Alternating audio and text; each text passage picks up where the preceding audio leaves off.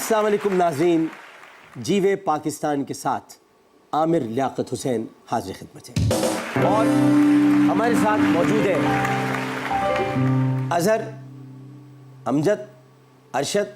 अज़हर दी band, अस्सलाम वालेकुम। वालेकुम अस्सलाम।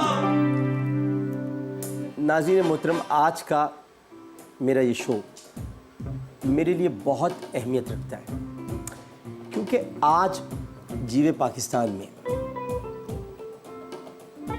एक ऐसे मेहमान को हमने मदऊ किया है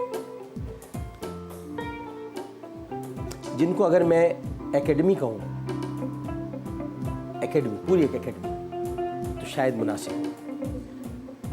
पाकिस्तान के एक ऐसे अजीम फनकार हैं जिन्होंने थिएटर, टेलीविज़न, रेडियो, हर शोबे में अपनी सलाहियतों का लोहा मनवाया और ये पाकिस्तान के वाहिद अदाकार हैं। सुनिएगा आप गौर से, क्योंकि आपने फिर, ये पाकिस्तान के वाहिद अदाकार हैं जिन्होंने शो बिज़नेस में सेंचुरी मुकम्मल की। कैसे? यानी 100 से ज़ायद फिल्मों, 100 से ज़ायद फिल्मों, 100 से ज़ायद टेलीविज़न ड्रामों और 100 से ज़ायद स्टेज ड्रामों में काम कर चुके हैं। बल्कि डबल नहीं कहेंगे, ट्रिपल सेंचुरी। ये तो ट्रिपल सेंचुरी। बहुत कम उम्री में रेडियो पाकिस्तान पेशावर से फनी करियर का आगाज किया। 1961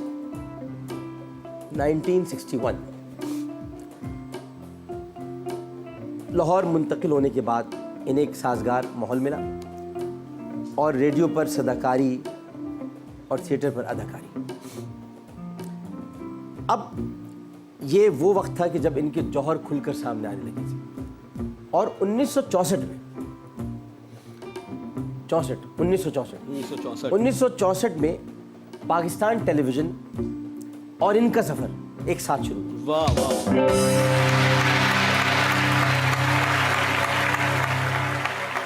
वैसे मैं बहुत जल्दी जल्दी बोलता हूँ, लेकिन आज मैं इसलिए क्योंकि जो आ रहे हैं ना वो बोलने के बादशाह हैं, तो ज़रा आहिस्ता आहिस्ता, ज़रा खरामा खरामा चलते हैं, उनको बुलाते हैं। 1964 में पाकिस्तान टेलीविज़न लाहौर ने एक ड्रामा नजराना पेश किया जिसमें पहला डायलॉग इन्होंने अदा किया था। वाह वाह, क्या बात। और यूं इन्हें पाकिस्तान के पहले टीवी फनकार बनने और पहला डायलॉग अदा करने का एजाज भी हासिल हुआ।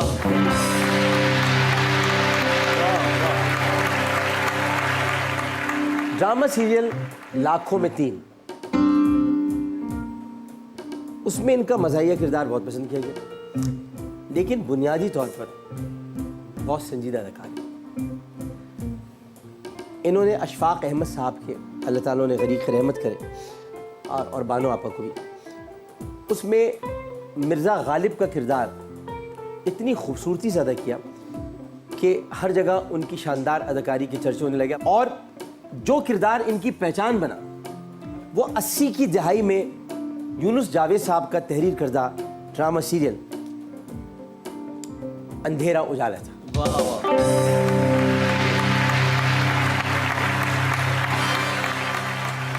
जिसमें इन्होंने एक फर्शनास एसपी का किरदार अदा किया था। मैं बहुत शौक से देखता था। और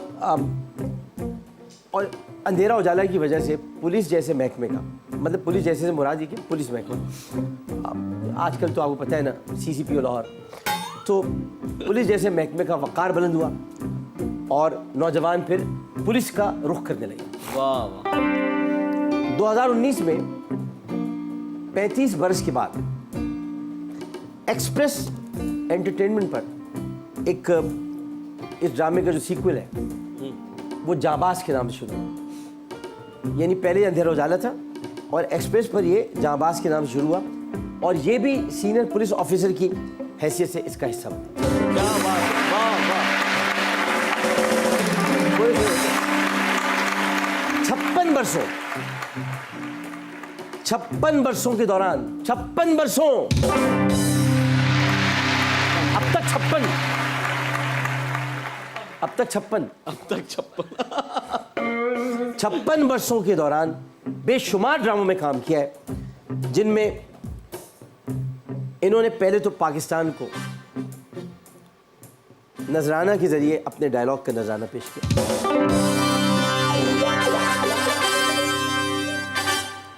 और ये वाकई लाखों में 3 है। वाह वाह। यानी ये हो गए तारिक अजीज साहब हो गए और कमल नसीर साहब, ये लाखों में 3 है। क्या बात। फिर उसके बाद जिंदगी आगे बढ़ती है तो अंधेरा भी होता है और उजाला भी होता है। लेकिन अगर नौरीना मिल जाए हाँ। तो आदमी दीवाना हो जाता है और फिर चट्टान पर घोंसला बनाना पड़ता है, क्योंकि मुट्ठी भर मिट्टी साथ होती है। लेकिन जब मन चले आ जाते हैं तो फिर लाहौरी गेट नजर आता है और लाहौरी गेट पर खड़ा होता है मेरे कातिल मेरे दिलदार। लेकिन वहां दुर्रे शहवार मिल जाता है। दुर्रे शहवार को कहते हैं कि जिंदगी धूप तुम घना साया। फिर दुर्रे शहवार बताता है कि मेरी प्यारी अम्मू और बेटियां, लेकिन इनको असल में खातून मंजिल जाना था। क्या बात है। और खातून मंजिल पे जाके इनको कहना था सदके तुम्हारे। तो फिर वहां पर से आवाज आती तुम कौन पिया? तो ये बताते मैं सीता बागड़ी के पास से आया हूं। वो कहती फिर 2 कदम दूर से आप। फिर ये मुनकिर हो जाता, लेकिन आगे फिर अलिफ अल्लाह आ जाता और फिर ये अपने आंगन में खानी को लाते। लेकिन असल में इनको डर खुदा से, इसलिए जाबाज है। और चूंकि जाबाज है इसलिए इनके अंदर ज़ेबाई शामिल है।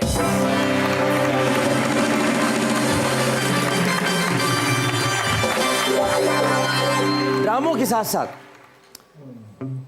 फिल्म इंडस्ट्री के लिए इनकी खिदमात का दायरा बहुत वसी और 58 वर्षों पर मुहित है। वो 56 या 58? 58 टेलीविजन 56 या 58 या 58। 1964 में फिल्म रिवाज से, वाह वाह। रिवाज कहते हैं जो चीज़ राइज होती है, रिवाज से फिल्मी करियर का आगाज किया और 200 से जायद 200 से जायद फिल्मों में अदाकारी के जौहर दिखाए। वाह वाह।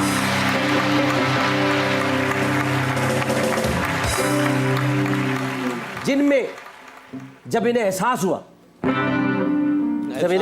एहसास हुआ तो ये बहू रानी को ले आए। और बहू रानी तो आज और कल भी होती है, लेकिन ये असल में कहते हैं कि नींद हमारी ख्वाब तुम्हारी। एक आस है, लेकिन वो आस एक नादान लगाए बैठा है, मगर नादान को पता है कि सामने आईना है। आईना अच्छा है। नादान को पता है कि सामने आईना है, तो इसलिए किसी खलिश की कोई जरूरत नहीं। लेकिन अब इनके चेहरे के फूल खिल नहीं सकते। वाह वाह। क्योंकि ये किसी का सुहाग है और सलामत है। सोसाइटी में इनको लोग बहुत इज्जत देते हैं और कहते हैं इनको देखते ही मेरी जिंदगी है नगमा। लेकिन जब बादल और बिजली चमकते हैं, यानी बिजली चमकती है जब बादल पर, तो सामने से कोई मिस्टर बुद्धू नजर आ जाता है और उसके पास होती है नागमणि। तो इसको कहते हैं चिराग कहाँ, रोशनी कहाँ, और तेरे मेरे सपने। बतौर फिल्मकार, वाह वाह। ये बड़ी मेहनत का काम होता है। आपने तो सुन लिया और जिनको मैं बुला रहा हूं उनको भी आपने बस देख लिया। कितने गेटअप्स किए हैं, कितना काम किया है, बस देख लिया। बड़ा मुश्किल होता है भाई। बतौर फिल्मसाज 12 फिल्में बनाई और फिल्म रोशनी को डायरेक्ट किया। 1995 में फिल्मों को खैरबाद कह दिया था, लेकिन 2015 में हमारे भाई यासिर नवाज के इसार पर फिल्म रॉन्ग नंबर से बड़ी स्क्रीन पर इनकी वापसी। वाह वाह। और फिर मेहरुन्निसा लव यू और परी में भी काम किया। फिल्मों में शानदार अदाकारी पर एक ज़माने में, मैं फिर बता देता हूँ आपको, जनाब इलियास रशीदी मरहूम, उनका अखबार निगार अभी भी निकलता है। मेरे नाना के दोस्त थे सरदार अली साबरी साहब, तो ये दोनों दोस्त थे और हमारे नाना अखबार जहाँ ये सब आए थे साथ कायद आज़म की पाकिस्तान। तो इलियास रशीदी साहब भी उन्हीं के दोस्तों में से थे। तो निगार अखबार निकलता था, वो अवार्ड देता था, निगार अवार्ड। ये फिल्म इंडस्ट्री के सबसे बड़े अवार्ड होते हैं। वाह। अब तो सब खत्म हो गया, अब नज़र नहीं आता। तो इनको शानदार अदाकारी पर 3 निगार अवार्ड्स मिले। वाह वाह। और 1980 में इन्हें प्राइड ऑफ परफॉर्मेंस दिया गया। 2002 में लाइफ टाइम अचीवमेंट अवार्ड और 2012 में अच्छा सितारे इम्तियाज दिया गया। वाह वाह। तमगा इम्तियाज नहीं मिला। तालियों की गूंज में हमारी वाली ओके। इस अजीम फनकार का आज इस्तकबाल करते हैं। वैसे तो हम बुलाते हैं, लेकिन आज इस्तकबाल करेंगे। पाकिस्तान की आन, पाकिस्तान की पहचान, पाकिस्तान का निशान, मेरी जान, मोहम्मद कवी खान।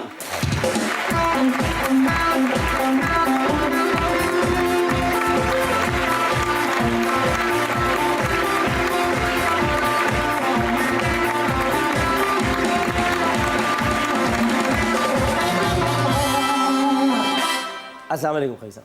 वालेकुम सलाम। आपने तो बिल्कुल ही ये सारा कुछ आपकी कल्चर मिनिस्ट्री को मालूम है मेरे बारे में। काश मालूम होता। अच्छा। काश मालूम होता तो कुछ ना कुछ तो करते। नहीं, फिर भी ठीक है।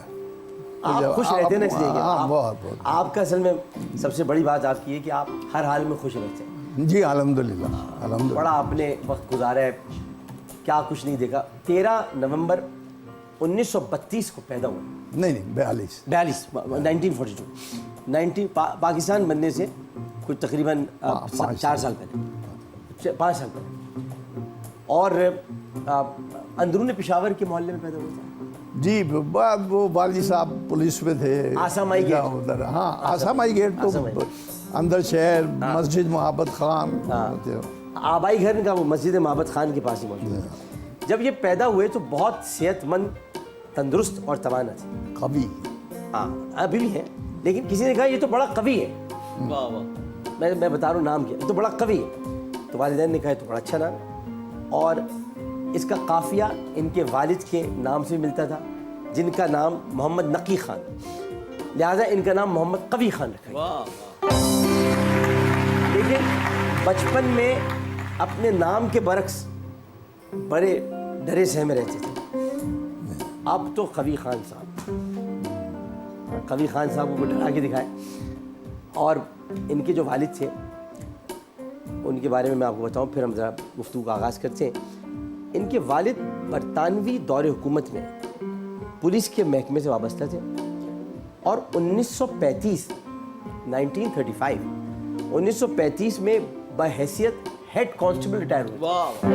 बड़ी बात है ये, बहुत बड़ी बात, बहुत बड़ी बात। वफात तक मैं बता रहा हूँ ये लोग कितने, ये मैं क्यों बता रहा हूँ इसकी वजह मैं आपको बता रहा हूँ। वजह बता, ये लोग कितने सीधे और हलाल कमाने वाले लोग हैं। हमारे यहाँ तो कदर ही नहीं है। वफात तक उनको 22 रुपये पेंशन मिलती थी। 22 रुपये पेंशन। 22.5 रुपये। और फिर उसके बाद ये पेशावर के मुख्तलिफ तालीमी इदारों में आप पढ़ते रहे। कहाँ का पढ़ा आपने? मैं गवर्नमेंट स्कूल नंबर 2 में था, नंबर 4 में था, गवर्नमेंट कॉलेज गया, एडवर्ड्स कॉलेज गया, फिर क्रिकेट खेलता रहा। 7 बरस की उम्र से आप रेडियो से वाबस्ता हुए? जी, तकरीबन 6 बरस की उम्र से। वाह। इनके मोहल्ले में मोहब्बत खान मस्जिद जाए, इनके मोहल्ले में एक साहब जो रेडियो पर काम करते थे, वो इनकी ख्वाहिश पर इन्हें अपने साथ रेडियो स्टेशन ले जाते थे, जहाँ इन्हें प्रोग्राम सुनने के साथ साथ देखने को मिल जाता था। क्योंकि रेडियो पे तो देख भी सकते हैं आप जब जा रहे हैं, वरना तो रेडियो पे नहीं देख सकते आप। तो उन दिनों क्या हुआ था कि radio Pakistan Peshawar Perl continental, उसकी मतलब वहाँ पेशावर में बहुत, आप मेन सड़क पे जाएंगे आगे पर्ल कॉन्टिनेंटल आ गया, उसके सामने हुआ करता था। अब ये होता ये था कि होटल की जगह उन दिनों रेस कोर्स ग्राउंड होता था जहाँ हर हफ्ते घुड़दौड़ के मुकाबले होते थे। अब ये घर से पैदल सफ़र करके वहाँ पहुँचते और 2 बरस रेडियो पर प्रोग्राम देखते रहे, करते नहीं रहे, देखते रहे, और फिर काम करने का मौका मिला। पहली तनख्वाह 5 रुपये मिली जी। ओहो। भरपूर। और कुछ अरसे बाद जब 20 रुपये हुई तो इनका तमतराक जो था ना वो फिर बढ़ गया, भाई ये क्या बात है 20 रुपये। 9 बरस की उम्र में ये साहिब रोजगार हो गए। ये मैं बता रहा हूँ, मेहनत मेहनत मेहनत, काम काम और काम, जो कायदे आज़म कहते थे। 9 बरस की उम्र में साहिब रोजगार हो गए। और इसी तरह में ये वाक़या भी हुआ कि रेडियो की गाड़ी ने लेने के लिए आई, और किस्सा ख्वानी बाज़ार है पेशावर बहुत मशहूर, और एक रोज़ वापसी पर किस्सा ख्वानी बाज़ार में गाड़ी से उतरे तो दरवाज़ा इतने गुस्से से खोला मोहम्मद कबीर खान ने कि गाड़ी से दरवाज़ा ही अलग हो गया।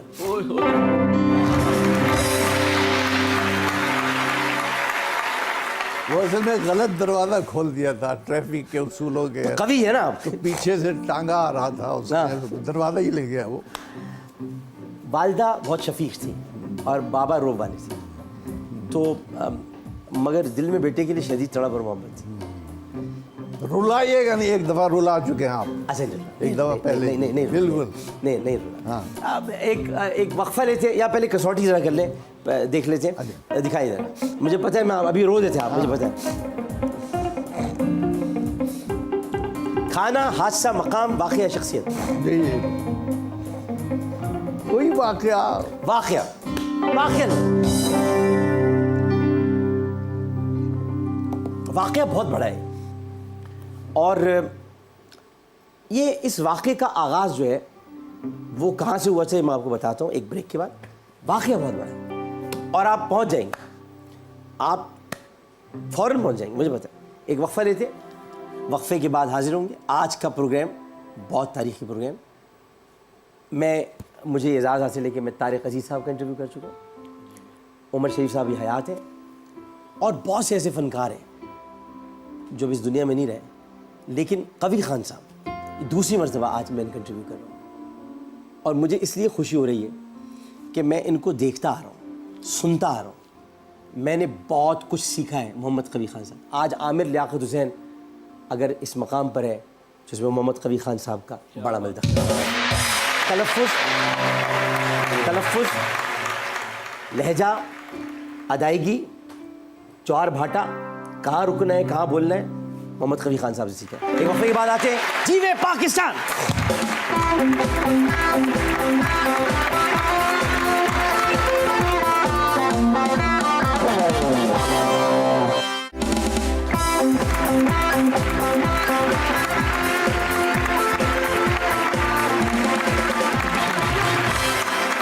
जीवे पाकिस्तान में एक बार फिर खुश आमदेद। मोहम्मद कबीर खान साहब तशरीफ़ फरमाएं।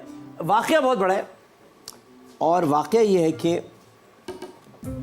1940 में लाहौर का रेलवे स्टेशन, और वहाँ उस वाक़ये के बारे में बताया जाता है।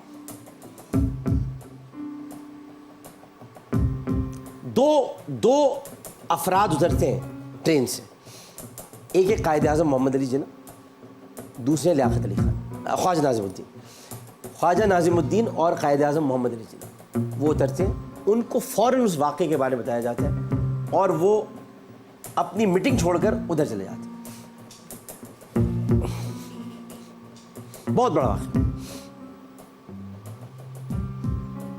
10 इशारे हैं आपके पास, आप मुझसे पूछ सकते हैं, बताना मगर आपने। बता देंगे आप, ये बता रहा हूँ मैं, आपको लेके जाऊंगा, आप जरा पूछना शुरू करें। कायदे आज़म उतरते हैं, कायद आज़म और कोई ख्वाजा बताता है उस वाक़े के बारे में, और वो वहाँ चले वो वहाँ चले जाते। वो जहाँ जिस काम के लिए आए थे वो 2 दिन बाद करना था, लेकिन उससे पहले एक मीटिंग थी, और उस मीटिंग में वो करारदाद तैयार करनी थी, लेकिन वो करारदाद छोड़कर वहाँ चले जाते। अब ये लोगों की मालूमात में भी इजाफा हो।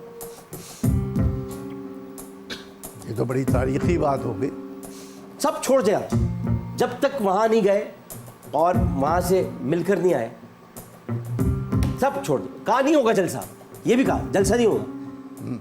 उस वक्त मंटो पार्क होती, नहीं होगा जलसा, पहले वहाँ जाओ। अब लाहौर में उतरकर बहुत से बड़े लोग और बहुत से छोटे लोग, बल्कि उनके जहन में मेरी नज़र में एक बात ज़रूर आती है, हाँ। उनका थोड़ा बहुत ताल्लुक़ दीन से है, ये हो कि वो भागते हैं दाता साहब की तरफ।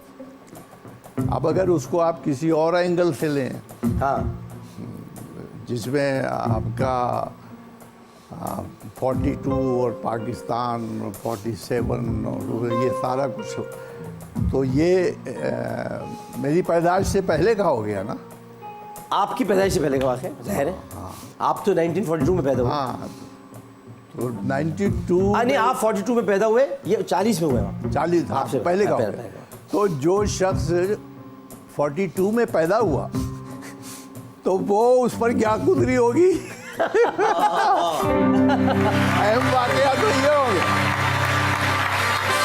आप ये पूछिए कि जब आप पैदा हुए थे तो वो चकुनियाँ और छुलियाँ और बंदूक और फेफड़े और कलेजे और ये सब शुरू हो गए। ये तो आप बता ही देते, लेकिन तो अगर अभी भी आप बता देंगे। अभी आपने तो भी शुरू किए बात हाँ, करना। अच्छा, अभी तो मोहम्मद कवी खान शुरू हुए। अभी आप मुझे वहां तक अभी ले तो आप जाइए। लेकर, अभी तो आपने पहला इशारा दिया है दाता दरबार, नहीं वहां नहीं गए। अच्छा, ये अभी तो आप शुरू हुए हैं, अभी चलेंगे आप। अभी तो पहला इशारा हुआ है। क्या बात। मोहम्मद कवी खान के सामने बैठा हूँ मैं, सही मुझे है, पता है सही आप बता देंगे। मैं भी अभी आपको आगे कुछ बताता रहूंगा, पूछे मुझसे। भाई लाहौर के बहुत मतलब ये समझने के लाहौर रेलवे स्टेशन पर एक रश था कि कायद आजम आ रहे। इतना रश था कि कोई सोच भी नहीं सकता था। और ये किसी के वहमो गुमान में से नहीं था कि कोई ये नहीं सोच रहा था कि पाकिस्तान बन जाएगा। कायद आजम 1940 में उतरते हैं, इतना रश देखते हैं, उधर जाने के बजाय रश के साथ वो कहीं और चले जाते हैं। ये कैसी अजीब सी बात। वाह। पहले तो ये बताइए कि लाहौर रेलवे स्टेशन की उस वक्त क्या कैफियत थी। उस वक्त कैफियत ये थी कि वहाँ नारे लग रहे थे कायद आज़म जिंदाबाद, कायद आज़म जिंदाबाद। पाकिस्तान का उस वक्त तस्वुर नहीं था। पाकिस्तान का नाम 1940 के जलसे में पहली मरतबा बेगम मौलाना मोहम्मद अली जौहर ने लिया था। चौधरी अहमद अली साहब रख चुके थे, लेकिन लिया था नाम। कायद आज़म ने कहा था ले दो नाम। उस वक्त अल्लामा साहब की क्या कैफियत थी। अल्लामा साहब की कैफियत, अल्लामा साहब तो इंतकाल कर गए थे 1938 में चले गए। 1938 में अल्लामा साहब का इंतकाल हुआ। अल्लामा इकबाल साहब 1938 में सर शफी लीग में थे, वो इनके साथ नहीं थे, कायद आज़म के साथ नहीं थे। 1938 में कायद आज़म ने खत लिखकर अल्लामा इकबाल को मनाया और कहा बिल्कुल ये ना करें, तो फिर ये वापस मुस्लिम लीग में आ गए। ये भी नहीं पता लोग। और एक वाक़े की खैर वो अलग है, हाँ। बशारत हुई थी। और जी जी जी जी, वो बशारत, वो वाक़या ये कि कायद आज़म ने देखती आंखों से, यानी ख्वाब में नहीं बल्कि देखती आंखों से रसूल करीम सल्लल्लाहु अलैहि वसल्लम की ज़ियारत की थी और उन्होंने कहा था जाओ पाकिस्तान बनाओ। वाह, सुभान अल्लाह, सुभान अल्लाह। क्या क्या क्या सारे प्रोग्राम की क्या खूबसूरत बात कर दी आप। वाह वाह। देखिए ना, आप एक बात को सोचें कवि साहब, मैं कभी कभी सोचता हूँ और आप जैसे लोग जब बैठे हों तो बात करने का मज़ा आता है, वरना नहीं आता मज़ा। मैं ये सोचता हूँ कि एक आदमी लंदन गया, सूट वो पहनता था कि जो प्रेस होने जाते थे लंदन, घड़ी यहाँ जेब में रहती थी। उस आदमी ने, उसको ऐसा क्या हुआ कि उसने सूट बूट सब छोड़कर एक जिना कैप लगाई और शेरवानी पहन ली। क्यों, किस लिए? भाई वो शूटिंग में रहते नहीं। आज किसी मौलवी की कैप मशहूर नहीं है, जिना कैप मशहूर। जिना कैप इसलिए मशहूर है कि टोपी लगाने का मकसद क्या था? जिसने रसूल को देखा हो देखती आंखों से, हाँ। वो फिर टोपी लगाएगा सारी जिंदगी। सुभान अल्लाह। नहीं समझते लोग कायद आज़म के बारे में। बड़ा फ़कीर मुनश आदमी थे, बड़े ज़बरदस्त इंसान थे। आप ये देखें कि अपने वतन की मोहब्बत में अपनी बीवी जैसे बड़ी मोहब्बत थी रित्ती, उसका बाद में नाम मरियम रखा गया। रित्ती छोड़ के चली गई इनको, चली गई बिल्कुल। रित्ती छोड़ के चली गई, जिनसे फिर वीना पैदा हुई थी, वीना वाडिया। जी। रित्ती छोड़ के चली गई। इन्होंने कहा जाओ, मुझे तुम्हारे साथ नहीं आना। फिर वो बेचारी जर्मनी में कैंसर के मरज़ में मुब्तला हुई और इंतकाल कर गई। कायद आज़म आखिरी बार उनसे जब मिलने के लिए गए थे तो रित्ती ने कहा था कि मैंने आपके लिए अपना दीन छोड़ा, पारसी थी, मैं मरियम बनी, आपने मेरे साथ क्या किया? उन्होंने कहा मैंने तुम्हारे साथ कुछ नहीं किया, मैंने जो करना है मुसलमानों के लिए करना है और पाकिस्तान बनाना है। मुझे अपनी ज़िंदगी में और बहन डेंटिस्ट, उन्होंने भी शादी नहीं की। कायद आज़म ने भी ज़िंदगी कोई मज़े नहीं लूटे और यहाँ एक एक दो दो साल के लिए आते हैं असेंबली में और मज़े देखिए कैसे लूटते हैं, मज़े देखिए कैसे लूटते हैं। कायद आज़म ने कौन से मज़े लूटे? एम्बुलेंस भी नहीं मिली थी सर। जी हाँ। क्या बात है। कहाँ आप कहाँ थे सर मैं बस, और आप कहाँ हैं? और आपको पता है कि हमें चंद लोग भी मिल जाएं हाँ, जो ये सहर तारी कर देते हैं। आप देखें ना कि आप हिला देते हैं। मैं हम सर, क्या मैं एक दिन यहाँ से- एक्टर और ये और 50 साल 70 साल जो आप काम फरमाते हैं हुजूर, वो तो हम उसके पास से भी नहीं गुजर क्या सकते। बात है।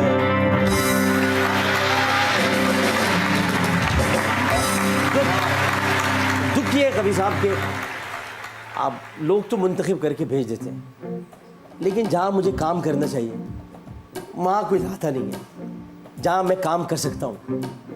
बस ये दुख होता है कि अहल जो फिर एक मिनट, रसूल करीम सल्लल्लाहु अलैहि वसल्लम ने जो फरमाया था कि एक वक्त आएगा कि ना अहल लोगों के सुपुर्द अमानतें की जाएंगी। जी। तो इस वक्त अमानतें ना अहल लोगों के सुपुर्द हैं, तो इसलिए हम आपके साथ बैठे हुए हैं। हाँ। तो जब आपके साथ बैठे हुए हैं तो आप भी अहल हैं, हम भी अहल हैं और दोनों के पास अहलिया है।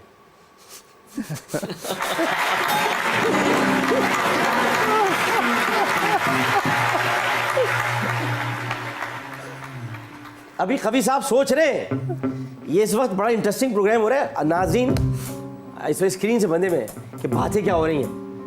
अब पाकिस्तान से शुरू हुए कहाँ पहुँचे हैं? 1940 की करारदाद है जो कि पेश होनी है, लेकिन कायद आज़म कहीं और चले गए। कुछ लोग मारे गए थे, कुछ लोग मारे गए, सोचे थोड़ा सा, कुछ लोग शहीद हो गए।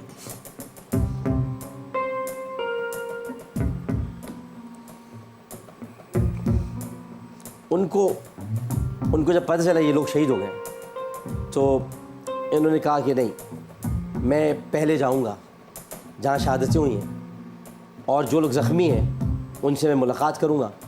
अगर वो ज़ख्मी इस हालत में हैं कि उनकी तहरीक थी, उनकी एक तहरीक थी, अगर वो ज़ख्मी इस हालत में है कि उनकी तहरीक वाले लोग जलसे में आ सकते हैं तो जलसा होगा, वरना नहीं। उनकी तहरीक थी, तहरीक से ही ताल्लुक़ हो गया ना। नहीं, उनकी एक तहरीक अलग थी, जैसे तहरीक खिलाफत थी अलग थी, इनकी भी एक तहरीक थी।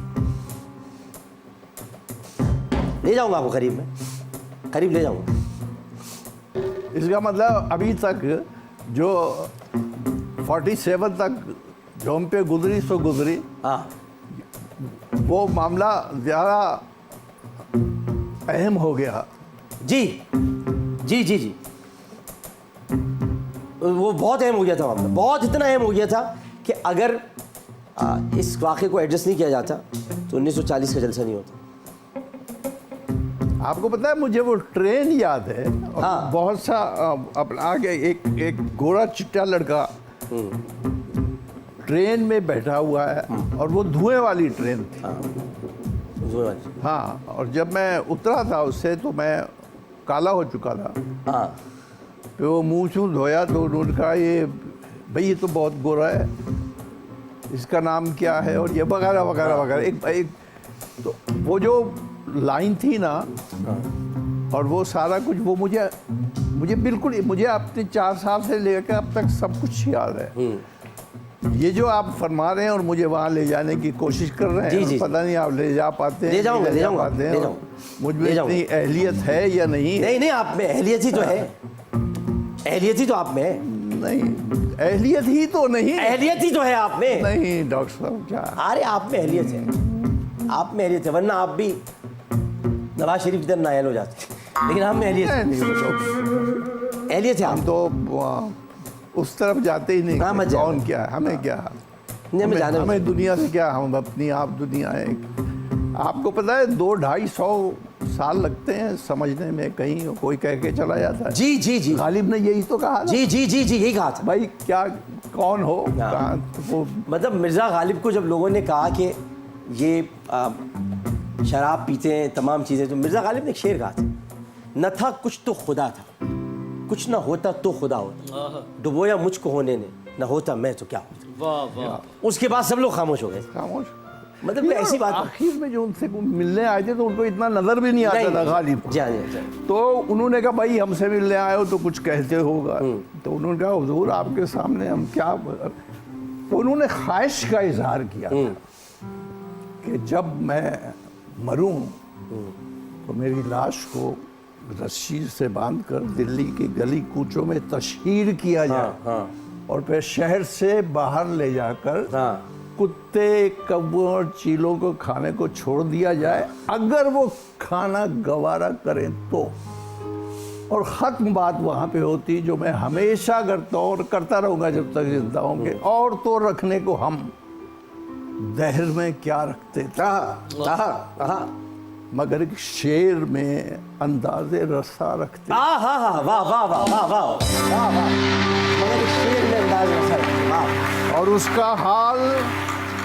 उसका हाल के कोई नादा संज मिला, आप लिखते थे हम और आप उठा रखते। आप उठा रखते थे। वाह वाह वाह वाह। तो आप मुझे वहां तक ले जा रहे थे। मैं आपको मिर्ज़ा गालिब से वापस लेकर आता हूँ और मैं आपको बताता हूँ कि ये तहरीक जो थी एक मजलिस के नाम से मशहूर थी, और ये 1929 में बनी थी, 1929 में ये बनी थी। और दरियाए रावी लाहौर के किनारे कांग्रेस का इजलास हो रहा था, और कांग्रेस के इजलास में इसके अख्ताम पर नेहरू रिपोर्ट आई थी, और नेहरू रिपोर्ट में ये कहा गया था कि एक ऐसी रेजोल्यूशन थी कि पूरा हिंदुस्तान आज़ाद होगा, कोई तकसीम नहीं होगी और तमाम चीज़ों। उस वक्त एक मौलाना हबीबुर रहमान और अमीर शरीयत सैयद अताउल्लाह शाह बुखारी साहब और रईसुल अहरार मौलाना अब्दुल रहमान लुधियानवी साहब, चौधरी अफजल हक साहब और मौलाना सैयद मोहम्मद दाऊद गजनवी, इन लोगों ने मुखालफत की कांग्रेस की। कायद आज़म निकल चुके थे पहले, कायद आज़म ऑल इंडिया मुस्लिम लीग में थे, इन्होंने मुखालफत की और उसके बाद ये मजलिस बनी। इसमें मैंने अभी जो बातें की हैं उसमें मैंने इसका नाम भी बता दिया। इसी मजलिस का नाम मैंने बता दिया, इन्हीं बातों में मैंने बता दिया आपको नाम। मजलिस अभी मैंने जो आपको बताया ना, एक तहरीक थी, उस तहरीक का नाम यानी मजलिस जो है उसका नाम मैंने अभी बताया, इसी में अभी बताया। तो क्यों ना मैं आपके सामने शिकस्त तस्लीम कर लूँ। शिकस्त तो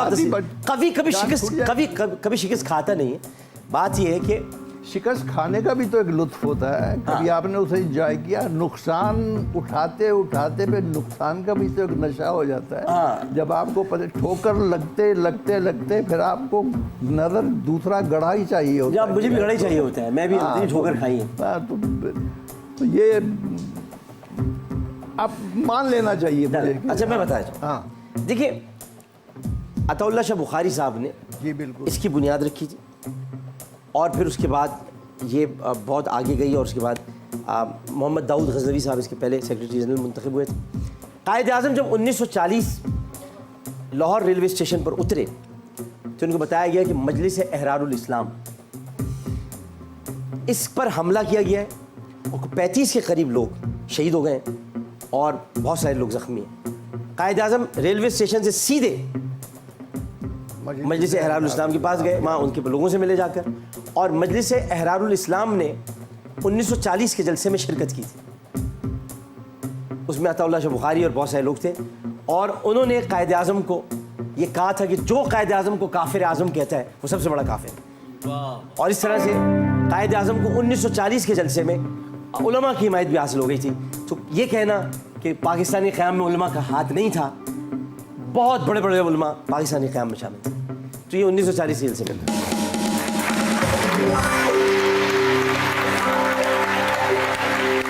अब ये बातें कौन करेगा? कोई करेगा? और मैं आपको बताऊँ, उसमें एक बड़ी ज़बरदस्त बात ये थी 1940 के जलसे में कि नवाब बहादुर यार जंग जी जी, वो तशरीफ़ नहीं ला सके थे। तो कायद आज़म ने उनकी तस्वीर रखवाई थी कुर्सी पर, वाह, और कहा था इससे अच्छी तकरीर कोई नहीं करता, तो ये इसमें रखे। और कायद आज़म ने एक और काम किया था, ये लोग सुने, उसमें करारदाद में लिखा था कि ये हिंदुस्तान में अक़लियती मुसलमान, अक्सरियती हिंदू। तो कायद आज़म ने कहा अक़लियत कोई लफ्ज़ नहीं होता, अक़लियत कोई लफ्ज़ नहीं होता, अक़लियत नहीं है, मुसलमान और हिंदू लिखे, अक़लियत काटें, अक्सरियत काटें। हमारे मुल्क में अभी भी अक़लियत है। कायद आज़म ने अक़लियतें काट दिया था, लेकिन हम अक़लियतें चलाते हैं। क्या बात है।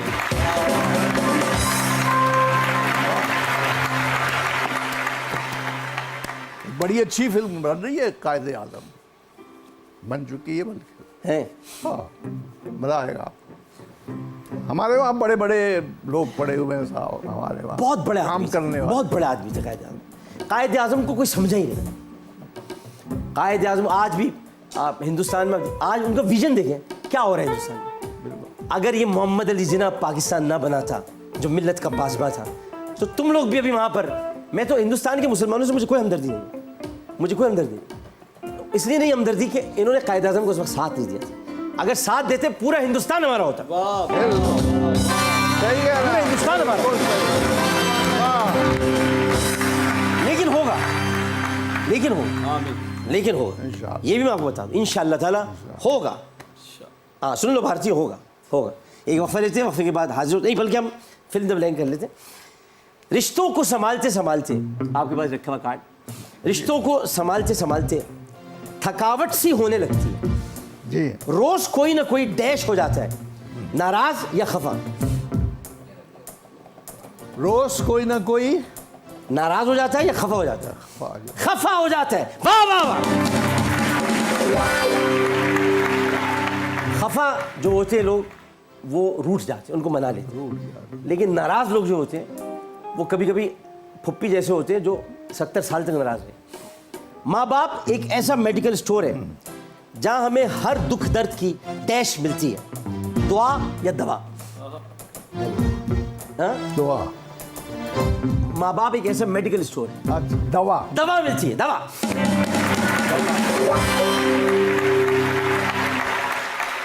अभी 3 बाकी हैं, क्योंकि लाखों में 3 है, तो बाकी है 3 करते हैं आकर। लेकिन पहले एक वक्फा लेंगे। जीवे पाकिस्तान।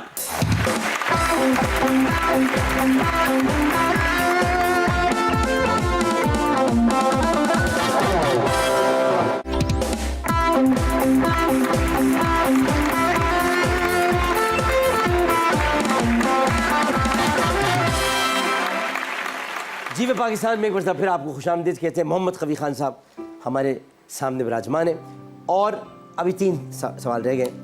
अच्छे लोगों का तुम्हारी जिंदगी में आना तुम्हारा डैश होता है, तुम्हारा मुकद्दर या तुम्हारा नसीब? मुकद्दर। मुकद्दर। अब मुकद्दर और नसीब में क्या फर्क है, ये भी तो पता चलना चाहिए, ये भी तो पता चलना चाहिए।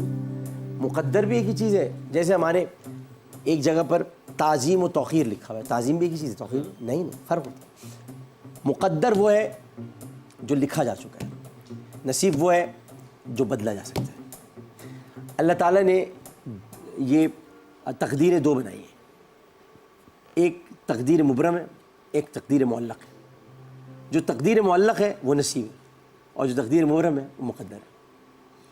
तो ये आपको पता होना चाहिए कि मुकद्दर नहीं बदलता, नसीब अल्लाह जब चाहे बदलता। क्या बात। चले जी, ज़िंदगी में कभी बुरे वक्त से सामना हो जाए तो खामोश रहो, वरना ये दुनिया डैश बना देती है। मजाक बना देती है, तमाशा बना देती है।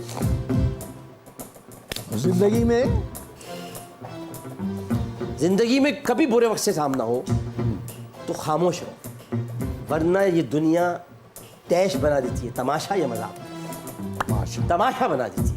जिंदगी तमाशा बनाती है। जिस फिल्म को रोका मैंने, जिंदगी तमाशा बनाती है। जिंदगी मजाक नहीं है, जिंदगी तमाशा बनाती है। और लोग तमाशा देखते खड़े होंगे। आप देखते होंगे कि सड़क पर हादसा हो गया, लोग मोबाइल से फिल्में बना रहे हैं। ये तमाशा है, लोगों के लिए तमाशा है। हर चीज़ में दरमियानी रास्ता बेहतर है। किसी भी चीज़ की ज़्यादती इंसान को डैश में मुब्तला कर देती है, बीमारी में या तकलीफ। बीमारी में तकलीफ जो है वो एक्चुअली इसमें नहीं आ सकता। बीमारी सिर्फ सेहत की कमज़ोरी को नहीं कहती, जहनी बीमार भी होते हैं। ये जो मरवा जैसी बच्ची की इज्जतें लूट रहे हैं और जो मोटरवे पे इसमत दरियाँ कर रही हैं, ये जहनी बीमार सिक है। इनको मार देना चाहिए, इनको जिंदा रखने का कोई फ़ायदा नहीं। लेकिन हमारे यहाँ अभी ये काम नहीं होगा। क्या बात है, जो मुझे पता नहीं होगा। अच्छा, ये मुझे बताइए कि बचपन में आपको नहर में नहाने का बहुत शौक था? जी। और आप मतलब इस शौक की वजह से आप 8 वर्ष की उम्र में मौत के बहुत करीब से गुजरे? जी बिल्कुल, पहुंच गया था। वो जो पानी पुल के नीचे जाता है, तो वो भाई साहब ने मेरे पीछे से पकड़ लिया मुझे, तो बच गया मैं। वो तैरना जानते हैं? खौफ हाँ, अब तक है। अब हाँ, मैं अब तक। बहुत डरता हूँ पुल से, पानी से, हाइट से। स्विमिंग करते हुए मैं बड़ा डरता हूँ। आपके जो बड़े भाई हैं वो बड़े बेहतरीन ड्रामा नवीस हैं। जी, वो रेडियो पाकिस्तान पेशावर की लिखा करते होम्योपैथिक डॉक्टर भी थे, अदीब भी थे। एडवर्ड कॉलेज में प्रोफेसर थे। गवर्नमेंट कॉलेज में प्रोफेसर थे, इंग्लिश पढ़ाते थे, अदीब आलम और पता नहीं क्या क्या। लेकिन जब उन्हें मुलाजमत मिली तो 1961 में सारा ख़ानदान पेशावर से फिर लाहौर मुंतकिल हो गया। मेरी वजह से। आपकी वजह से? हाँ, क्योंकि मैं चुपके से बता के आया था कि मैं लाहौर जा रहा हूँ, और लाहौर से मैं बस यूँ ही इधर उधर कमा के थोड़े बहुत पैसे भेज देता था। वो सब समझ रहे थे ये बड़ा खुश है। अच्छा। क्योंकि मुझे मांगने की आदत थी। मैंने बचपन से लेकर आज तक मैंने दुआ की अल्लाह ताला, और वो अब तक मैं माशाल्लाह 79 का हूँ, अब तक मेरी वो दुआ बिल्कुल अल्लाह ने, वो ये है कि किसी के सामने में हाथ ना।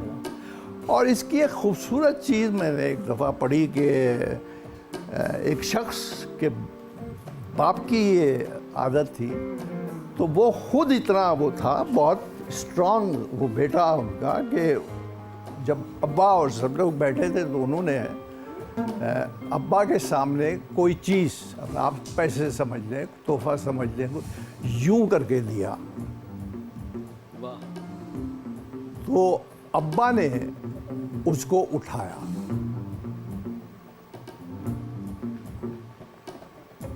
तो उसने कहा ये करता हूँ कि मैं अपने अब्बा के हाथों को और अपने हाथों को इस तरह कर लेता हूँ कि जैसे मैं अब्बा से कुछ मांग रहा हूँ, और अब्बा की कैफियत ये होती है जैसे वो कुछ दे रहे हैं। वाह वाह वाह वाह वाह वाह वाह वाह, भाई वाह, भाई वाह, भाई वाह। वो अल्लाह ताला ने मेरे नसीबों में लिखा है कि मेरे बच्चे और मेरे बेटे और वो उस कैफियत में रहते हैं जिसे मैं एंजॉय करता हूँ, कि अब्बा कुछ तो मौका दो करने में। मैं कहता नहीं बेटा, नहीं अभी नहीं, अभी मैं। एक बेटा, ये बता रहे हैं, एक बेटा मुझे याद आ गया। वो बेटा बड़ा तारीखी बेटा है। उसके बारे में क्या हुआ? वो हुआ ये कि नबी करीम सल्लल्लाहु अलैहि वसल्लम के पास वो गया। उसने कहा मेरा बाप जायदाद में मुझे हिस्सा नहीं देता, सब रख लिया उसने। तो नबी करीम सल्लल्लाहु अलैहि वसल्लम ने कहा कि इसके बाप को बुलाओ। अभी उन्होंने फरमाया ही था कि हज़रत जिब्रील तशरीफ़ लाए, और उन्होंने कहा हदीस है, सही बुखारी, सही मुस्लिम, आकर कहा कि ज़रा ये अशार भी सुन लीजिए जो उसका बाप पढ़ता है। हाय मेरा बेटा जिसे मैंने पाला पोसा बड़ा किया, वो मुझे गालियाँ देता है, वो मेरा गिरबान खींचता है, वो मुझे धक्के देता है, उसने मुझे घर से निकाल दिया। इस तरह के अशार थे।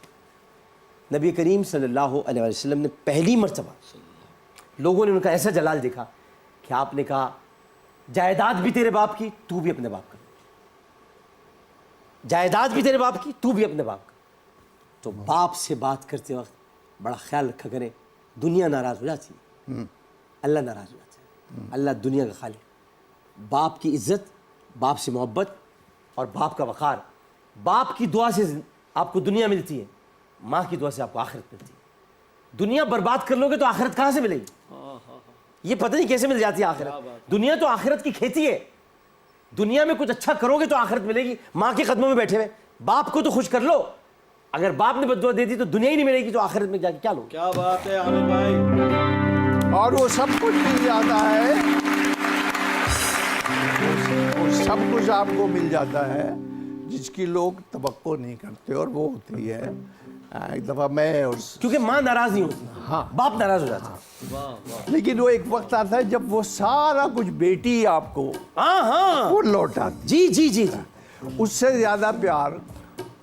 ज्यादा प्यार कोई कर ही नहीं आप सकता। देखें ना, बेटी को रहमत क्यों कहा? हाँ। क्योंकि रहमत हर वक्त बरकरार रहती है, और बेटे को नेमत का, नेमत तो खत्म हो जाती है। तो नेमत उस वक्त खत्म होती है जब बहुएं आती हैं और बेटा चले जाता है, लेकिन रहमत बरकरार रहती है चाहे वो ब्याह कर चली गई हो। लेकिन अगर माँ बाप अस्पताल में पड़े तो बेटी आएगी देखने।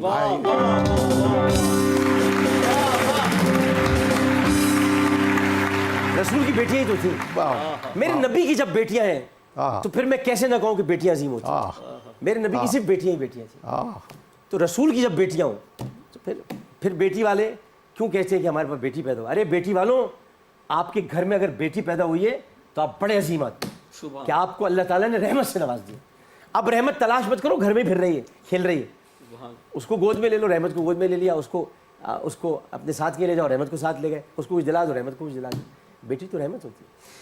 खैर, अब हम लोग कहीं और निकल जाएंगे। आज कवि साहब बैठे हुए हैं। अच्छा ये बताएं कि आप पीटीवी और आपका करियर एक साथ शुरू हुआ जी 1964 में? नहीं, एक साथ तो नहीं शुरू हुआ, टीवी बाद में आया।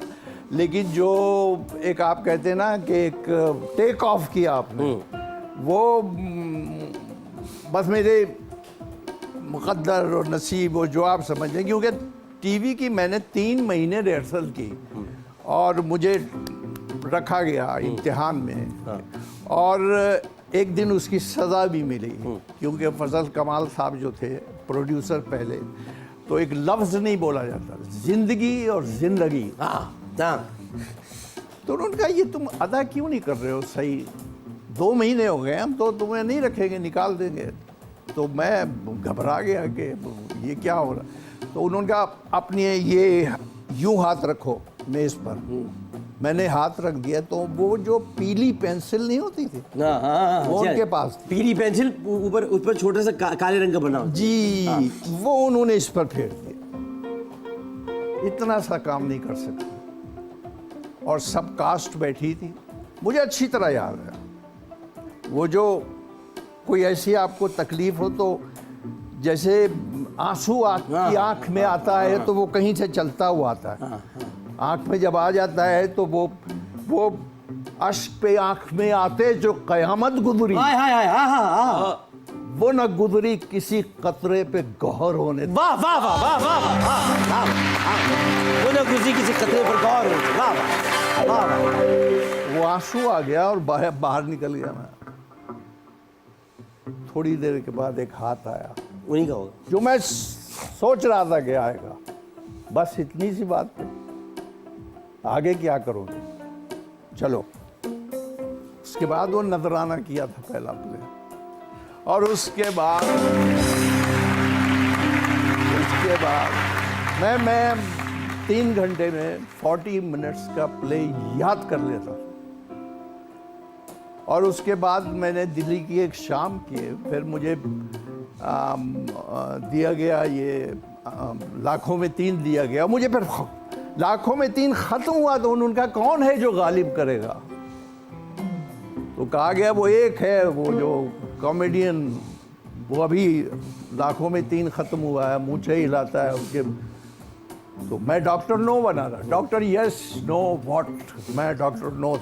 तो उन्होंने फिर मैं अशफाक साहब के पास जाता रहा और मैंने कहा गालिब क्या थे? तो गालिब को अशफाक साहब ने उतार दिया मुझे। आप गालिब ही लगते थे, आप गालिब ही लगते थे। मैं कभी कभी मवाजना जब लोग करते हैं, नसीरुद्दीन शाह साहब ने जो मिर्ज़ा गालिब, लोगों ने देखी नहीं मिर्ज़ा गालिब जो हमारे यहाँ ड्रामा सीरीज थी। मैं कहता हूँ आप ज़रा कवि साहब को तो देख लें, नहीं। अगर कवि साहब को देख लेंगे तो नसीरुद्दीन शाह को भूल जाएंगे। देखिए कवि साहब ने मिर्ज़ा गालिब को उतार भी लिया था और पी भी लिया था। बड़ा ज़बरदस्त काम था, बड़ा ज़बरदस्त। बात हो गया वो, लेकिन नसीरुद्दीन शाह नहीं वो ठीक है बड़े, लेकिन हमारे लिए जो कवि खान बेहतर है अरे ना। नसीरुद्दीन शाह साहब बड़े अदाकार हैं, इसमें कोई शक नहीं, लेकिन कवि खान भी कोई कम थोड़ी है। क्या बात कर रहे हैं। अच्छा ये बताएं, लाहौर में तारिक अजीज साहब आपके हमसाए थे? जी हाँ, हाँ शायद रहे वो, कई साल रहे। तारिक अजीज़ की और मेरी दोस्ती ऐसी थी जैसे पता नहीं मेरी आपकी दोस्ती है या नहीं है। मैं तो समझता हूँ अब हम नहीं मिलते, 6-6 महीने नहीं मिलते, साल नहीं मिलते। तो वो ऐसी दोस्ती थी कि हमारी दीवार एक साथ थी, तो वो दीवार के इस तरह। कौन कहता है मुलाकात नहीं होती? हमारी आपकी टीवी पर यूँ कह देंगे, कौन कहता है मुलाकात नहीं होती? मुलाकात तो होती है लेकिन बात नहीं होती।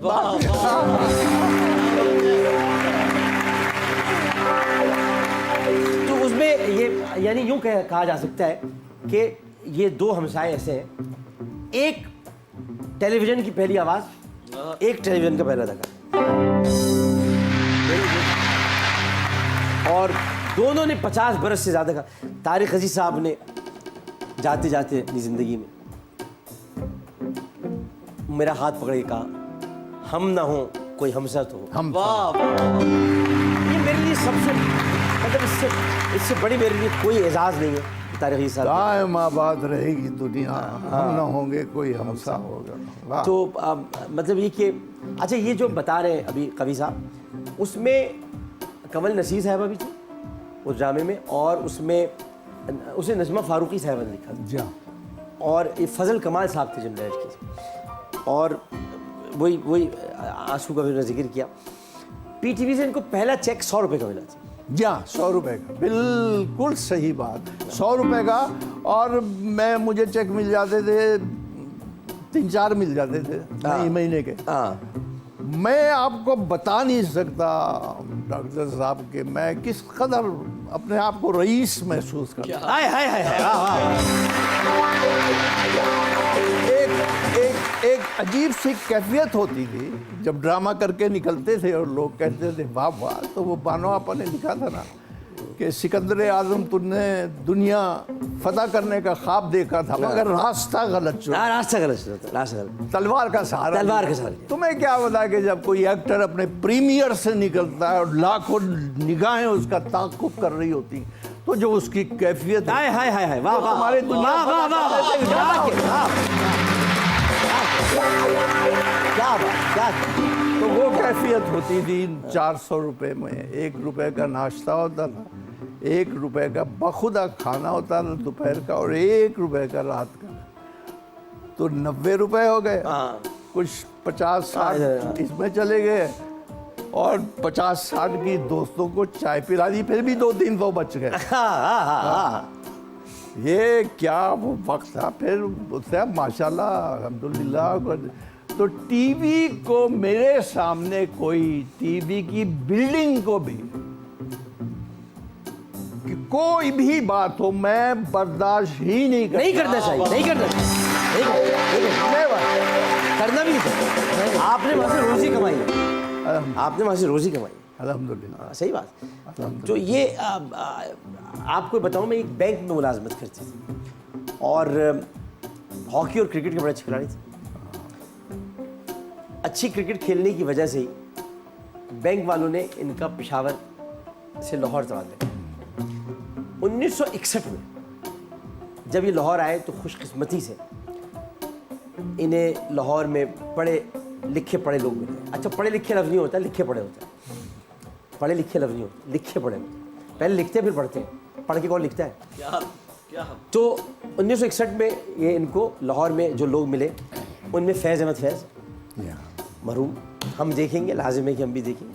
डॉक्टर अनवर सज्जाद साहब, कमाल अहमद रिजवी, अल्लन साहब, सैयद इम्तियाज़ अली ताज साहब, यास्मीन ताहिर साहिबा और नईम ताहिर, ये वो लोग थे कि जो इतने बड़े लोग, और सैयद इम्तियाज़ अली ताज साहब ने इन्हें सदाकारी और अदाकारी के फ़न से, मतलब की जो बारीकियाँ थी उनसे आशना की, और नईम ताहिर साहब ने इन्हें थिएटर से वापस किया। 1964 में रिवाज आई जी, रिवाज मेरी पहली फिल्म। तो जब आप उसमें मैं बहुत छोटा रोल था, डायरेक्टर दिलजीत मिर्जा ने आपको जो छोटा रोल दिया थे, और तो दिल बहुत अफसुर्दा था। हाँ, मैं फॉलो करता था आगा ताली साहब को। आगा ताली साहब,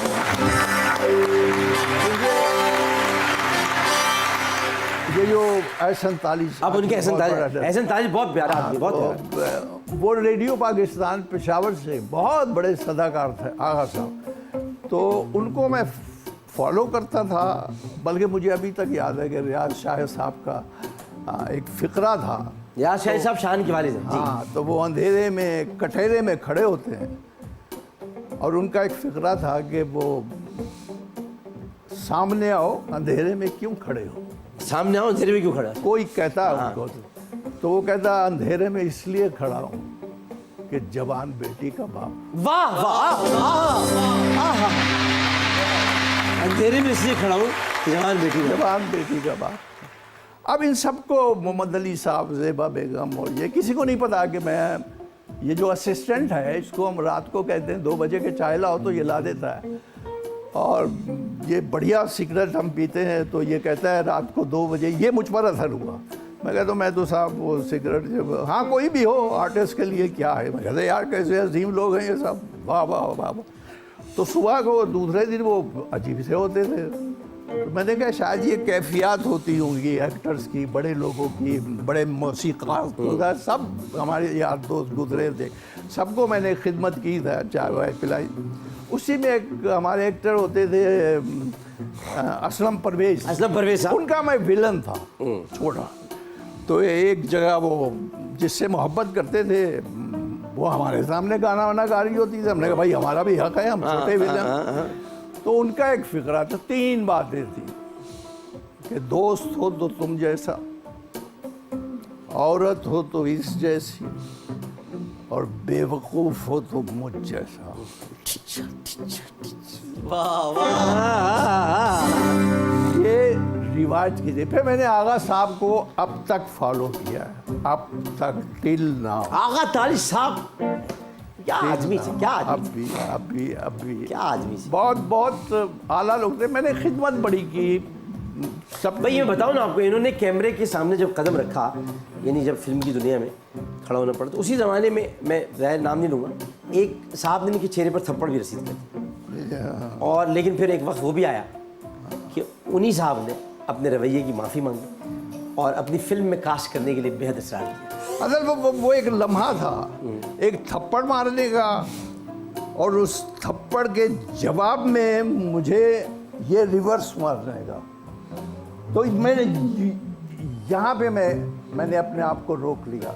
पेशावर का कभी खान जाग गया था, उल्टा थप्पड़ मारा था। तूने तो अभी और आगे जाना है, ये कर क्या रहा है तू? तो मैंने उनसे माफ़ी मांग ली, मेरी गलती थी, माफ़ी। फिर उन्होंने आपसे माफी मांगी? उसके बाद उन्होंने क्या, तुम कहाँ हो, तुम कौन हो, तो तुम क्या हो, तो फिल्म में कास्ट करने के लिए बहुत इसरार किया था। 1964 में PTV की ड्रामा सीरियल अंधेरा उजाला, उसमें सीनियर पुलिस ऑफिसर SP बने थे। इतनी इज्जत इनको मिली है कि आज भी पुलिस वाले अभी बेहद इज्जत करते हैं।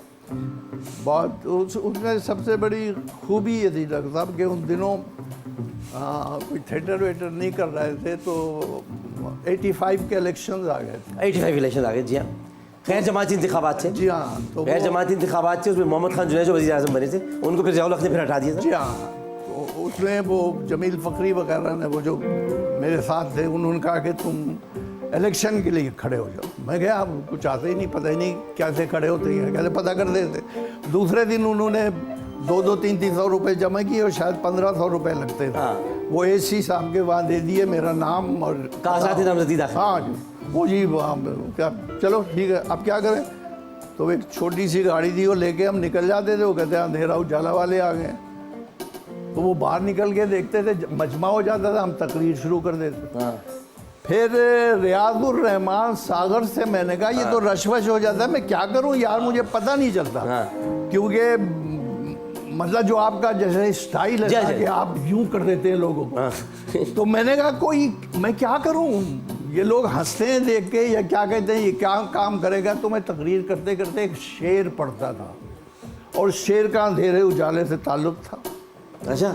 और मैं कहता था कि अंधेरा नहीं है उजाला कवि, हाँ, अंधेरा नहीं है उजाला कवि, और अंधेरों से टकराने जा रहे हैं। वाह वाह वाह वाह भाई, वाह वाह भाई, क्या क्या अंधेरा नहीं उजाला कवि, अंधेरों से टकराने वाला कवि। मैं खिदमत करूंगा, मैं ये करूंगा।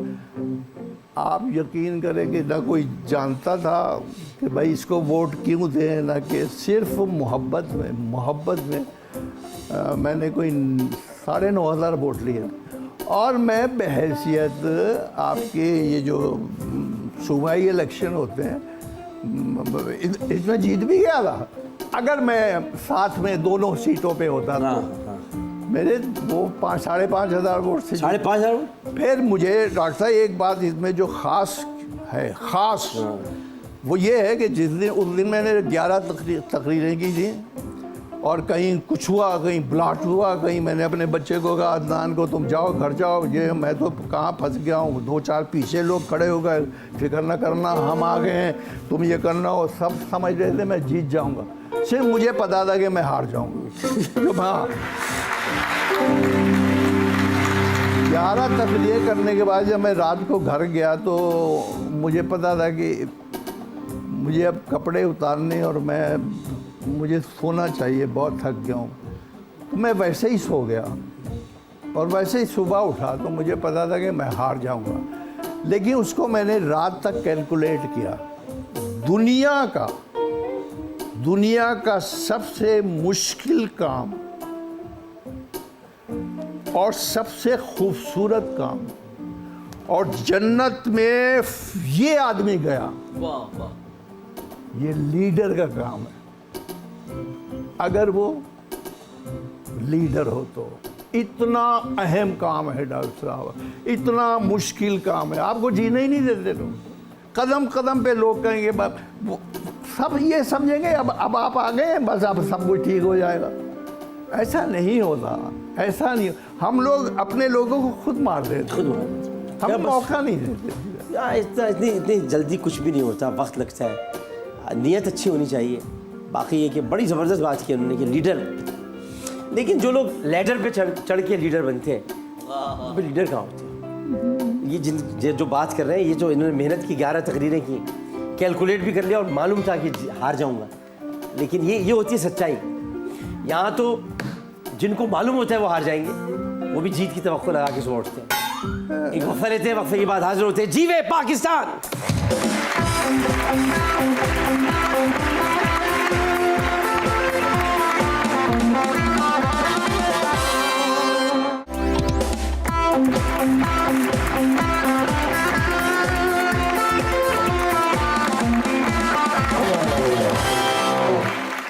जीवे पाकिस्तान में एक बार फिर खुशामदीद। मोहम्मद कवी खान साहब तशरीफ फरमाए। कई लड़कियों से मोहब्बत की, कई से, मगर गुर्बत की वजह से मोहब्बत कामयाब। हर लड़की को ये यकीन दिलाते थे कि शादी कर लो, एक दिन मैं अमीर हो जाऊंगा, मगर कोई तैयार नहीं हुई। उस वक्त की लड़कियां भी बड़ी चालाक थी भाई। सिर्फ एक तैयार हुई और वही इनकी शरीक हयात बन गई, और हमारी भाभी बेहतरीन बीवी साबित हुई। इस रफाकत को 52 बरस बीत चुके हैं। अमूमन ये काम के सिलसिले में कराची में और अहलिया लाहौर में होती, लेकिन ये रोज़ाना फ़ोन करके उनसे झगड़ा करते हैं, रोज़ाना, और उसको एंजॉय करते हैं। मतलब ये कि नाहिद भाभी से आप झगड़ा क्यों करते हैं? पर देखिए ना, जो मेरा ख्याल है आपके बहुत करीब होता है। एक तो आपकी शादी में सिर्फ आधे घंटे के लिए शरीक हुए थे। हाँ बिल्कुल, ये भी क्या बात, मतलब सिर्फ आधे घंटे के लिए शादी करने जा रहे हो, वो भी आधे घंटे। मैंने कहा भाई ये तो आ गई है, मैंने कहा ये आ गई है तो अब ये सारा कुछ मैंने इसीलिए करना है कि आगे मुस्तकबिल बनाना है, ये तो यही तो नहीं जाएंगी। तो मैंने कहा घर भिजवा कर शॉपिंग में चले। हाँ, मैं शूटिंग में बिल्कुल बिल्कुल। मगर ये बताएं कि मतलब ये कि जब आपसे पूछा गया भी तो शादी के लिए कोई रकम वकम है, तो आपने कहा 2,500 रुपये। हाँ नहीं, रकम तो थी नहीं थी 2,500 रुपये। वो शायद उसके पास भी नहीं, शायद क्या यकीनन हम दोनों के पास, हमारी शादी 5-6 हज़ार रुपये में 4,500 रुपये में 4,500 ऐसा ही था। और ये फिल्म की शूटिंग में मसरूफ थे। हाँ और क्या है, रात 1 बजे निकाह होगा, हाँ 1 बजे 2 बजे तक चला जाऊँगा। फिल्म की शूटिंग हो रही है, भाभी तैयार बैठी हुई है। बेगम को खुद घर लेकर गए।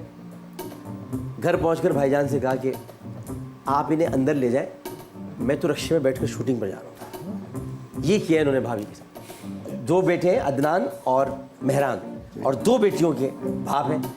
दोनों बेटियों ने ड्रामों में काम किया और अब रोज़गार के सिलसिले में कनाडा में मुकीम है, और बेटियां शादी के बाद अपने अपने घरों को हो चुकी हैं। अब बहुत खुशी होती है जब बेटियां घर चली जाती हैं। कभी साहब, अच्छा बेटियां बोझ नहीं होती, या लोग कहते हैं बोझ है, बोझ नहीं होती, जिम्मेदारी होती है। जिम्मेदारी और बोझ में फ़र्क होता है। बोझ तो एक तकलीफ होती है, जिम्मेदारी को अदा करना पड़ता है। बेटियां आपकी जिम्मेदारी है, कोई उनको बोझ रखे। अगर बेटियां ही बोझ हैं तो फिर ये कैसी आपकी सोच है भाई? क्या बात बेटियां है। जो सईस की बेटी है ना, सईस, उसको छोड़ जाते हैं, हाँ, उदास बैठी होती है। दामाद कहता है संभाल इसको, लंगड़ी है। बाप बेटी अकेले रह जाते हैं। तो बेटी को देख के कहता है कि दुख तो घोड़े का एक सुम होता है, दुख तो घोड़े के सुम होता है। क्या क्या पत्थर का दिल कर लेगी तो दुख की टाप तले से बस एक चिंगारी सी निकले, ओ हो, दुख की टाप तले से घोड़े का सुम टाप तले, वाह। सब कुछ भस्म नहीं होगा। ये बेटियां तो खूंटे की गईए हो में, हाय हाय हाय हाय, खूंटे की गई है। इधर से खोल उधर बांध दे, उधर से खोल इधर बांध दे। ये क्या कहेंगी, क्या मांगेगी, क्या खा लेंगी। बाप के कंधे कैसे भी टूटे टेढ़े कमजोर क्यों ना हो, बेटी का बोझ नहीं होता। वाह वाह वाह वाह, कमाल हो गया। अच्छा, महावरा कहानी की तरफ चलते हैं। आपको हम तस्वीरें दिखाएंगे, महावरा बनाइएगा। आज दिखाइए जी, ये अंगारे और कोई शख्स इन अंगारों पर, ये अंगारे वो अंगारे हैं, अंगारे अंगारे हैं, और वो अंगारों पे एक है महावरा, अंगारों पे।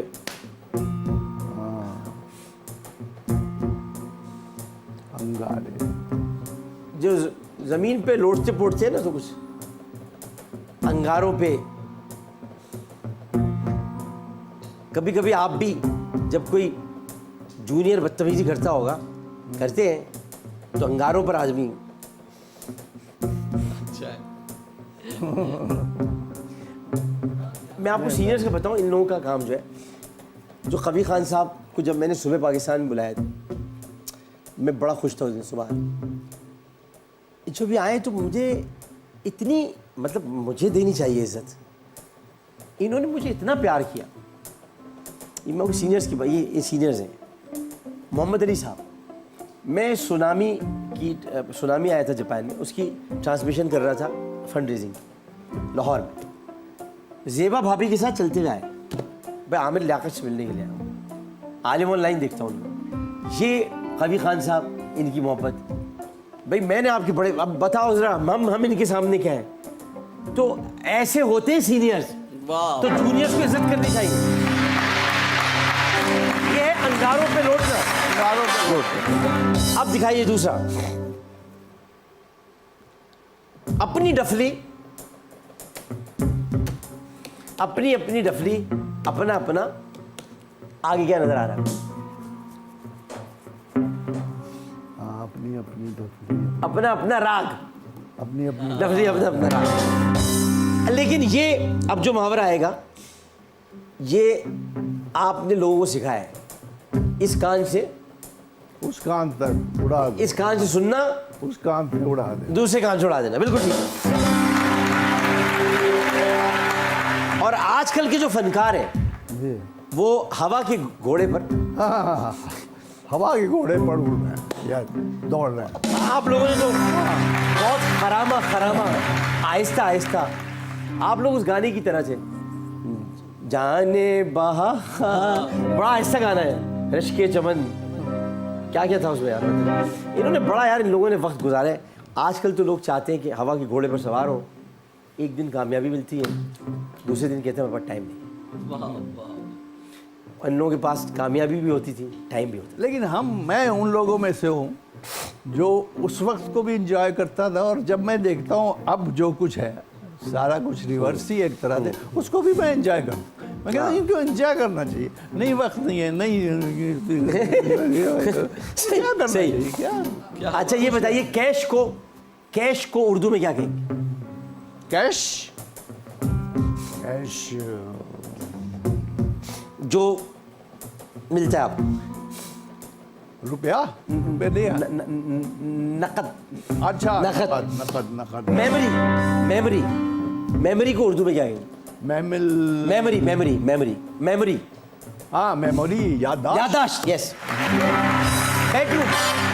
बेडरूम, बेडरूम, सेज या सेज कह सकते हैं, ख्वाबगाह, आरामगाह या सेज कह सकते हैं।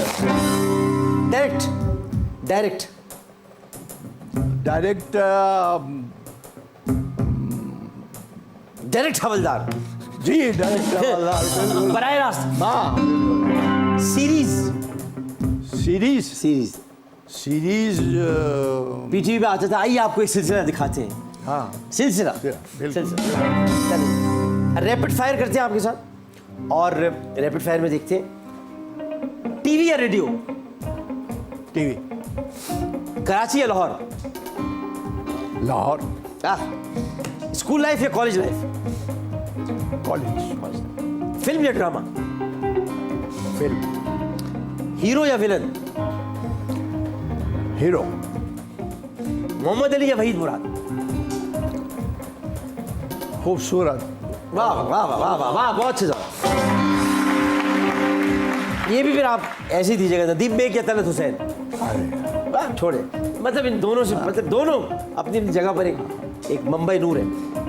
पॉजिटिव रोल या नेगेटिव रोल? डिपेंड, अंधेरा उजाला या बिब्बन खाला की बेटियां? नहीं, अंधेरा, अंधेरा उजाला। घर का खाना या बाहर का खाना? नहीं, घर का, बिरयानी या दाल चावल? दाल चावल, दाल चावल। पानी या फ्रेश जूस? नहीं, पानी, शलवार कमीज या सूट? तो वक्त का तबादला जो, गुलाब जामुन या चमचम? नहीं, कोई दोनों में से, दोनों में से कोई नहीं, जलेबी होगी। हाँ, नाम जलेबी भाई। अच्छा, टैक्सी या रिक्शा? रिक्शे में गए थे शूटिंग में, अभी को छोड़ के रिक्शे में गए थे आप? हम तो पैदल जाने वालों में थे, तो दोनों ही हमारे लिए बहुत अहम हो गए। दुबई या सिंगापुर? नहीं, कोई इतना शौक नहीं, ना दुबई का, चाय या कहवा? चाय। क्रिकेट या हॉकी? ओह, दोनों का जुनून है। इमरान खान या बिलावल भुट्टो? उस तरफ कभी गया नहीं, बिलावल, लेकिन इमरान को बहुत देखा। अच्छा, हाँ। और इमरान से एक मुलाकात की, वो भी 20-25 साल पहले कहीं लंदन में कोई एक फंक्शन था।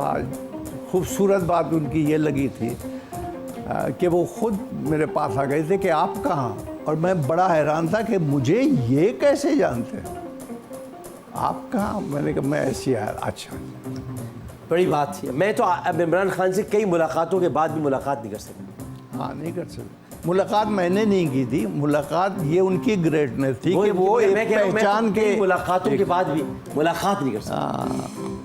नहीं, उसकी कोई वजह होगी, वरना आप तो हर वक्त दिल में रहते हैं। नहीं, मेरे दिल में है, दिल हमेशा में। मेरे दिल, लेकिन मैं कई मुलाकातों के बाद भाई मुलाकात- बहुत से लोग दिल में रहते हैं, लोग दिल उस दिल को नहीं देख पाते।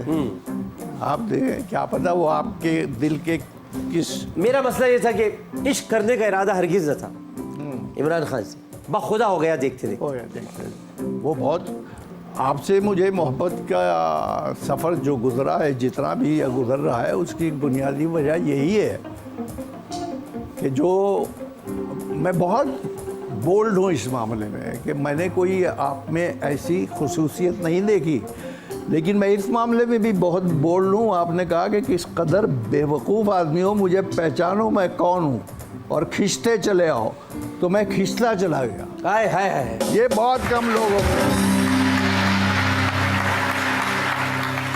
इमरान खान की बात है कि इमरान खान भी एक ऐसी शख्सियत है।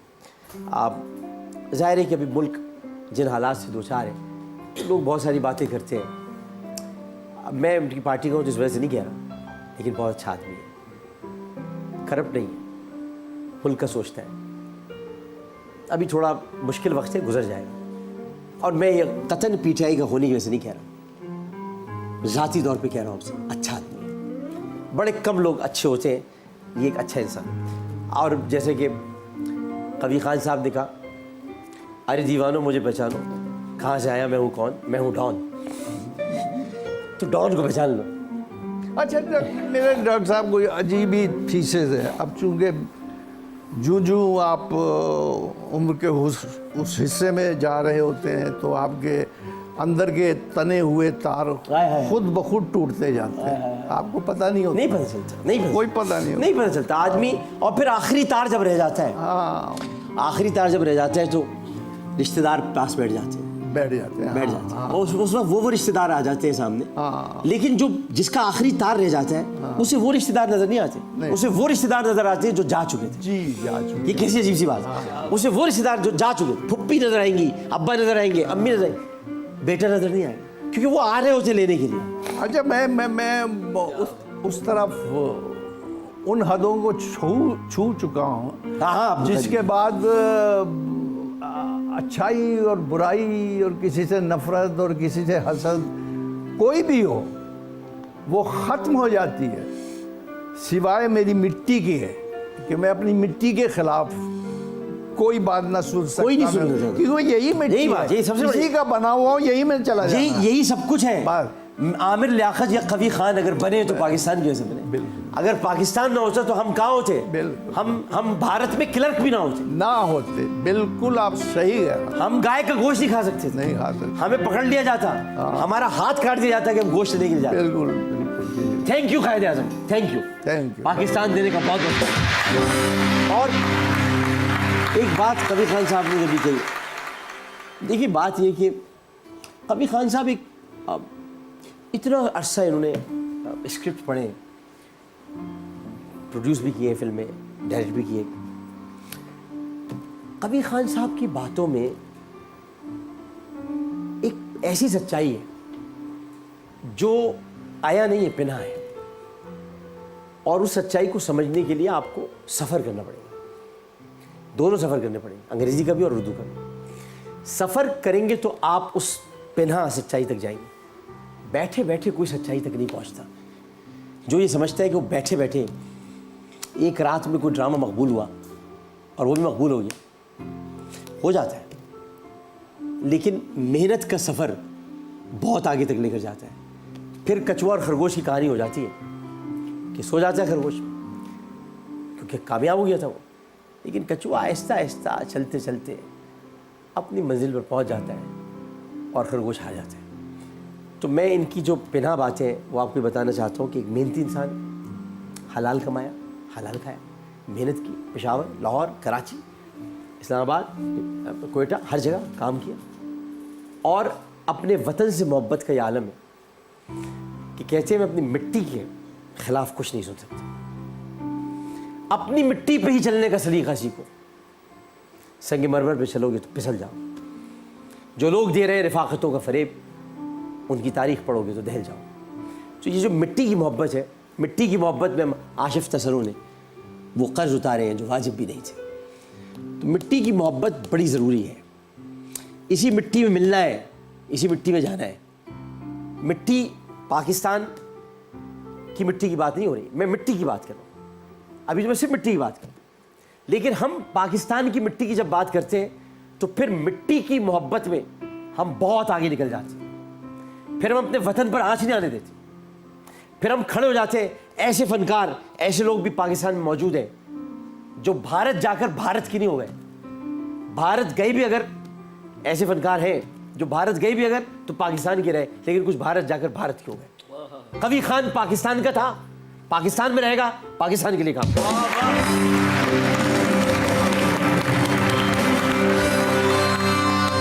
आमिर लियाकत हुसैन को इजाज़त दीजिए।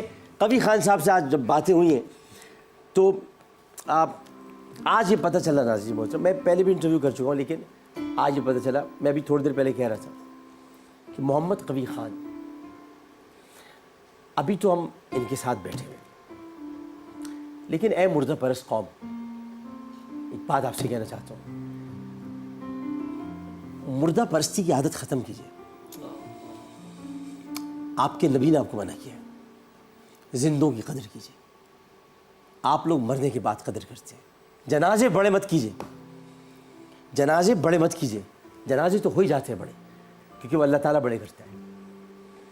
उन जनाजों को बड़ा करने की कोशिश मत कीजिए जो जिंदा है, जो आपके पास है, जो आपके साथ रहते हैं। उनकी कदर कीजिए। देखिए जाकर कोई परेशानी तो नहीं है। पाकिस्तान को 55 बरस दे दिए, परेशानी तो नहीं है, घर में प्रॉब्लम तो नहीं। तलत हुसैन की तरह ज़िंदगी तो नहीं गुजार रहे, तलत हुसैन की तरह या निसार कादरी की तरह। देखें, ये मैं हुकूमत से कह रहा हूँ। नहीं ये ना, देखिए डॉक्टर साहब, मुझे सबसे बुरी चीज़ जो लगती है वो ये, सबसे बुरी, मुझे माफ़ कर दीजिएगा आप, नहीं माफ़, वो ये कि जब मैं किसी से कुछ कहूँ कि जानो और पहचानो मैं कौन हूँ, फायदा क्या? तो मैं उससे क्यों ना कहूँ जिसने मुझे जान भी लिया है, पहचान भी लिया है। तो इसकी आप कुछ ना करें, मुझे ज़रूरत ही नहीं, मेरे पास तो सब कुछ है, मैं मुझे कहने की ज़रूरत है। और आपको, आप क्या, अगर मैं कहता आया हूँ तो मैं तो उस वक्त जो मैंने पासवान एक फिल्म बनाई थी तब मैंने कुछ नहीं कहा, आपने उसको वापस कर दिया था। वो तो इंटीग्रेशन पे थी और मैंने कहा था लो कल से नाम रोशन हो जाएगा, मोहम्मद कवी खान ने क्या कर दिखाया, तब भी कुछ नहीं हुआ। तो अब भी कोई गिला नहीं है, अब भी गिला नहीं है किसी हुकूमत से, किसी कल्चर मिनिस्ट्री से भी नहीं। मैंने तो इनकी बड़ी खिदमत की है लोगों की, अपने आर्टिस्टों के लिए। वो जो आपके वहाँ 40 करोड़ रुपए आए वो कौन लेके आया? अब माशाल्लाह 1 अरब अनाउंस हो गया। वो मैं ही था जो 25 साल पहले गया था उस वक्त प्रेसिडेंट ऑफ पाकिस्तान पे, जो कि 15 साल पहले से हुआ, उसका मैं 6 साल मेंबर भी। ये तो गिले शिकवे ही नहीं, मांगना क्या, मांगे उससे जो मांगे उससे। ये तो ये आर्टिस्ट, इनके मैं सख्त खिलाफ हूँ। क्या, और मैं इस बात के भी खिलाफ हूँ कि इनके लिए कुछ कीजिए।